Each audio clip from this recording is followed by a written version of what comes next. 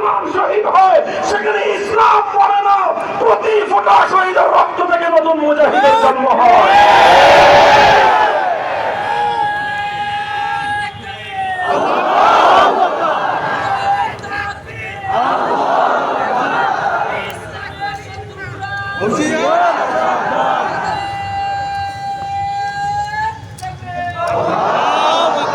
এত কিছুর প্রয়োজন না। ইসরায়েলিরা সারা দুনিয়ার অর্থ ব্যবস্থাকে তোমরা কূটবুদ্ধির মাধ্যমে, কূটকৌশলের মাধ্যমে কুক্ষিগত করে রেখেছ।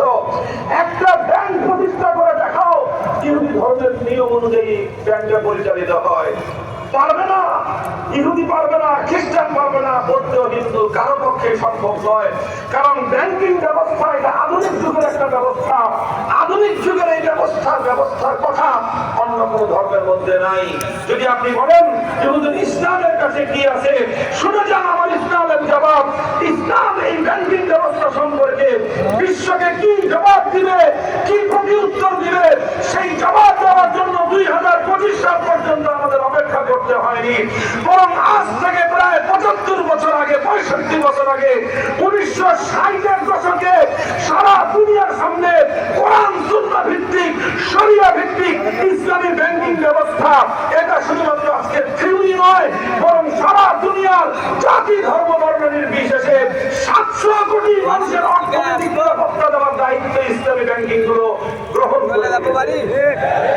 শুধু আমার বাংলাদেশে 11টা ব্যাংক আছে ইসলামিক ব্যাংক।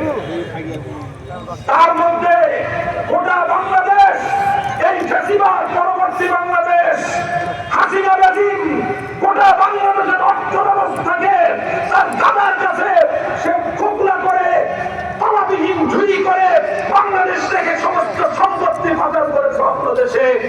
এইরকম একটা ভঙ্গুর অর্থ ব্যবস্থার মধ্যেও আজ বাংলাদেশ আবার অর্থনীতিতে ঘুরে দাঁড়িয়েছে।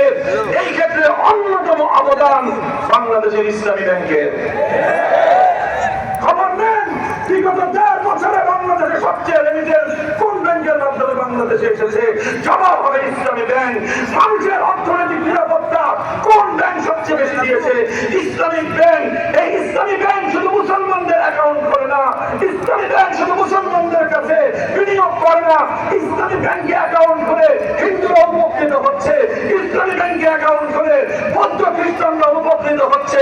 ইসলামী ব্যাংক থেকে লোন নিয়ে হিন্দু বৌদ্ধ খ্রিস্টান প্রত্যেকেই তাদের ব্যবসা বাণিজ্যকে সমৃদ্ধ করার সুযোগ পাচ্ছে।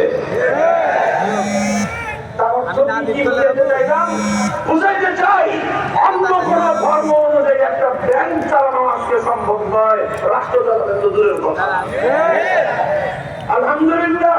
আর ইসলাম, আমরা ইসলামের পক্ষ থেকে আমি অর্থনীতির উপর পড়াশোনা করেছি, ব্যাংকিং ব্যবস্থা নিয়ে আমার আলাদা এক্সট্রা আমার গবেষণা রয়েছে।